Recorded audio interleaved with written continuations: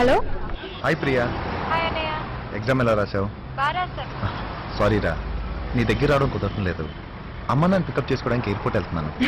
నువ్వెంత హ్యాపీగా ఉన్నావు నీ మాటల్లోనే తెలిసిపోతుంది. అవును, నేను పిక్ చేసుకోమని రాహుల్ చెప్పాను, వచ్చాడా?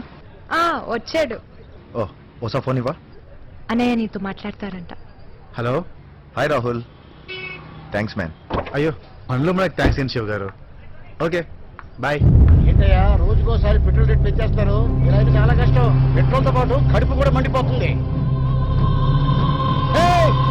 ఏంటి సార్? ఫోన్ అక్కడ పెట్టకయ్యా. ఎందుకు సార్? దెబ్బతింటుంది. అవునా, మీకెలా తెలుసు? ఎక్స్పీరియన్స్. Okay sir.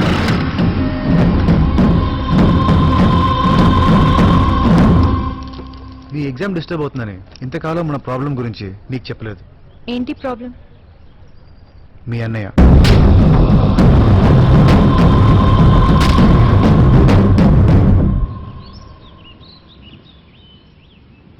సో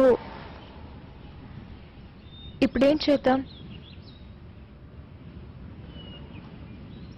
మనం విడిపోదాం.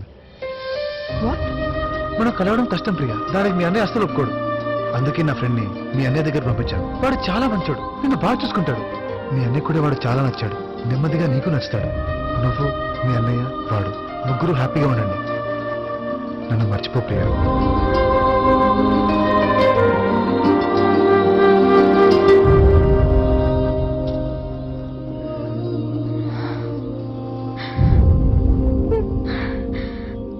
హే ప్రియా, ప్రియా ప్రియా ప్రియా, ఎందుకు ఏడుస్తున్నావు?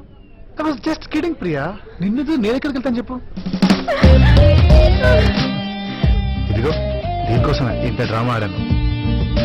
పట్టుకో పట్టుకో పట్టుకో, లేదంటే వెళ్ళిపోతాను. వెళ్ళిపోనా?